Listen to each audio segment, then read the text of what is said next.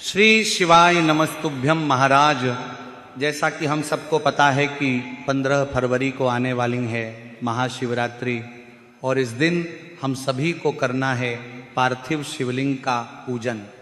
तो महाराज ऐसे में आज हम जानेंगे कि जो पार्थिव शिवलिंग है उसे हमें कब और कैसे बनाना है और पूजन से कितने समय पहले इसे तैयार करके रखना है, यानी कि सुबह बनाना है या शाम को बनाना, दोपहर में कब बनाना है। इसी के साथ महाराज जब भी मिट्टी से शिवलिंग का निर्माण किया जाता है तो इसके अंदर कुछ सामग्रियां भी मिलाई जाती हैं। यदि आप सभी भी पार्थिव शिवलिंग बनाते समय मिट्टी में यदि यह सामग्रियां डाल करके पार्थिव शिवलिंग निर्माण करते हैं तो महादेव आपसे बहुत ही अधिक प्रसन्न होते हैं। साथ ही साथ जानेंगे कि स्त्रियों को पार्थिव शिवलिंग का निर्माण करना है या नहीं। तो महाराज महाशिवरात्रि आने से पहले इस वीडियो को ध्यान से देख लो, क्योंकि महाशिवरात्रि का पर्व साल में केवल एक ही बार आता है। लेकिन उससे पहले मेरी जो भी माताएं बहनें इस वीडियो को देख रही हैं तो इस महादेव की वीडियो को आप लाइक करें और चैनल को सब्सक्राइब जाएगा है करें और कमेंट बॉक्स में ओम नमः शिवाय या हर हर महादेव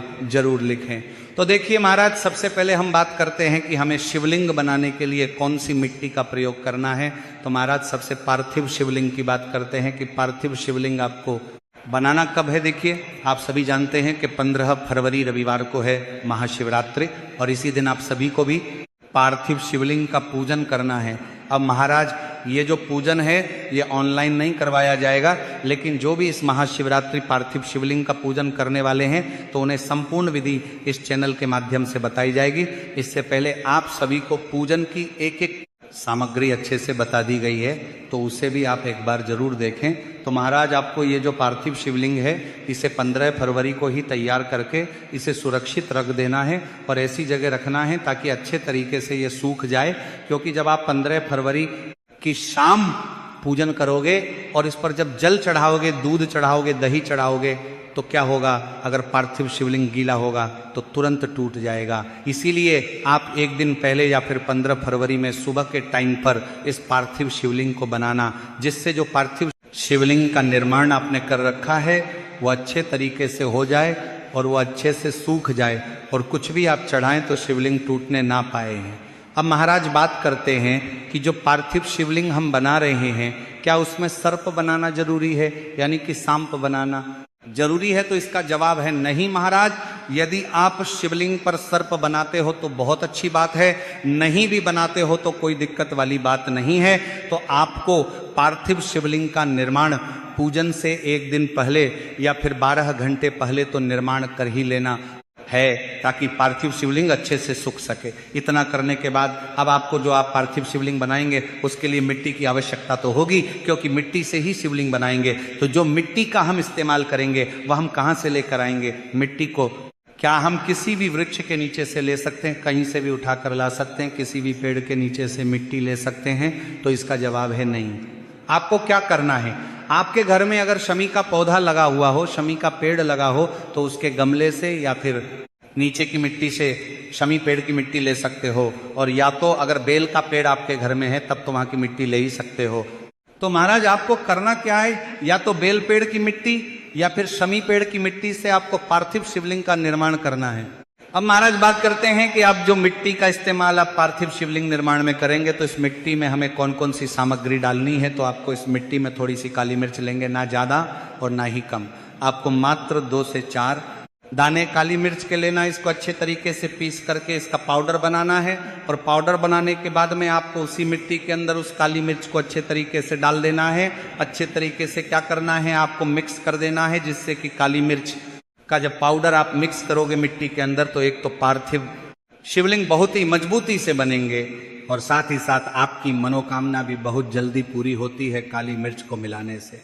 तो आपको सबसे पहले तो काली मिर्च मिला देना है। अब आगे बात करते हैं कि पार्थिव शिवलिंग निर्माण में जल कौन सा लेना है, यानी कि सूखी मिट्टी से तो शिवलिंग बनेगा नहीं, जल का प्रयोग तो आपको करना ही पड़ेगा। तो इसीलिए आपको ये वीडियो इतने दिन पहले दिखाया जा रहा है ताकि आप कोई भी गलती ना करो, ठीक है। तो आपको सबसे पहले तो जो आप मिट्टी लेकर आएंगे उसे आपको 15 फरवरी को महाशिवरात्रि है तो आपको 14 फरवरी की शाम को एक स्टील की कटोरी लेना है शाम के टाइम पे, और उसके अंदर आपको जल भरना, ठीक है, और थोड़ा सा इसके अंदर गंगा जल डाल देना, और गंगा जल डालने के बाद में इसी जल के अंदर मात्र 2 चावल के दाने आपको डाल देने हैं। फिर इस कटोरी को उठाना और 14 फरवरी को रात के टाइम पर आपके घर में जहां पीने का पानी रखा जाता हो, चाहे वो मटका हो, परंडा हो, कुछ भी ऐसा हो, आपको क्या करना है, उसी मटके परंडे के पास में आपको लेकर जाना है और उसको अच्छे तरीके से वहां पर रखा देना है ढक करके, ठीक है ना। अगले दिन जब आप सुबह 15 तारीख को यानी कि 15 फरवरी को महाशिवरात्रि पर सो करके उठना, तो फिर आप इस कटोरी में से जो जल होगा उस मिट्टी में मिला करके और पार्थिव शिवलिंग का निर्माण कर देंगे। बात ठीक है? तो महाराज यहां तक आप सभी को यह बात अच्छे से समझ आ चुकी होगी, तो आपको इतना काम कर लेना है। अब इतना काम करने के साथ ही साथ आपका जो पार्थिव शिवलिंग होगा वह बन करके तैयार हो जाएगा। उसके बाद में जब पार्थिव शिवलिंग आप बना रहे हो, चाहे थाली में बना रहे हो, प्लेट में बना रहे, तो जमीन पर मत बनाना, किसी भी थाली या प्लेट में बनाना। बनाने के साथ में एक बेलपत्र लेना, बहुत ही प्यारी सी सुंदर सी, और बेलपत्र को पहले थाली में रख देना और उसी बेलपत्र के ऊपर पार्थिव शिवलिंग का निर्माण करना है। जो पार्थिव शिवलिंग का निर्माण करोगे उसमें महादेव का पूरा परिवार विराजमान होना चाहिए, मतलब कि उसमें पार्थिव शिवलिंग में माता अशोक सुंदरी का स्थान भी दिखना चाहिए, भगवान गणेश का भी स्थान दिखना चाहिए, भगवान कार्तिकेय जी का भी जो जलाधारी होती है, हस्त कमल व सभी, और महादेव का तो शिवलिंग होना ही चाहिए। इस प्रकार से आपको पूर्ण विधि से महादेव के पार्थिव शिवलिंग का महादेव का तामा, महादेव का तामा, शिवलिंग का निर्माण, पार्थिव शिवलिंग का निर्माण करना है। वह भी मिट्टी से मिट्टी कौन सी लेनी है ये भी हमने आपको बता दिया। उसके अंदर काली मिर्च क्यों डालनी है ये भी बात हमने आप सभी को बता दी है। तो यहाँ तक तो आपको ये सारी चीजें आपको समझ में आ गई है। जब पार्थिव शिवलिंग का निर्माण आपके घर में हो जाए, यानी कि जब भी आपका पार्थिव शिवलिंग बन जाए तो बेलपत्र के ऊपर, तो उसके बाद में महाराज आप सभी के घर में पीला चंदन तो होगा ही, तो इससे आपको शिवलिंग जो आपने पार्थिव शिवलिंग का निर्माण किया है इस पर त्रिपुंड का निर्माण भी कर देना है। जैसे सामने आपको इमेज में दिखाई दे रहा है, इसी प्रकार से आपको भी त्रिपुंड का निर्माण कर लेना है। अब हम लोग बात करने जा रहे हैं कुछ और चीज़ों की। देखिए महाराज, कल हमने आपको पूजन सामग्री बताई थी, तो जब भी आप ये पूजन करेंगे यानी कि 15 फरवरी महाशिवरात्रि पर प्रदोष काल के समय में, तो क्योंकि सावन शिवरात्रि पर हम सभी एक साथ और एक समय पर यह पूजन करते हैं, लेकिन महाशिवरात्रि पर यह पूजन ऑनलाइन नहीं करवाया जाता है। लेकिन आपको क्या करना है, या तो आप सावन शिवरात्रि के पूजन को अपने मोबाइल और अपने टीवी में यूट्यूब के माध्यम से चलाकर भी यह पूजन कर सकते हैं, या इस चैनल के माध्यम से भी आप ये जो महाशिवरात्रि का पूजन है इसे कर सकते हैं।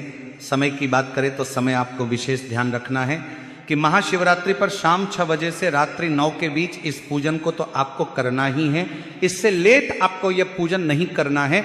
किसी कारण से यदि आप इस समय से भी लेट हो जाए तो आप 10 बजे तक भी इस पूजन को कर सकते हैं। इसी के साथ महाराज जो भी सामग्रियां हैं, जितनी भी पूजन सामग्री हमने आपको बताई थी, आप चाहें तो उन्हें किसी दोने में रख सकते हैं। सभी चीज को अलग अलग दोने में रखना आपको बहुत आसानी होगी। इससे होगा यह कि जब भी आप पूजन करेंगे तो इसमें आपको कोई भी समस्या नहीं होगी, क्योंकि सभी सामग्री आपके पास अलग अलग दोनों में रखी होगी। और इसी के साथ में जब आप पूजन करेंगे पार्थिव शिवलिंग की, तो अंत में पूरे परिवार लोग एक साथ हाथ लगा करके एक बेलपत्र महादेव के शिवलिंग के ऊपर चढ़ा देना, और चढ़ाने के बाद में उस बेलपत्र को उठा के अपने घर में जहां रुपए पैसे रखते हो या सोना चांदी, उस स्थान पर आप उस बेलपत्र को रखना 11 दिनों तक। ठीक है? जब 11 दिन कंप्लीट हो जाए फिर उस बेलपत्र को उठाना और महादेव के शिवलिंग के ऊपर ले जाकर के शिवलिंग पर आपको समर्पित कर देना है। मात्र इतना सा कार्य कर लेने से महादेव आप पर इतना अधिक प्रसन्न होते हैं कि आपके जीवन में कभी किसी चीज की कमी नहीं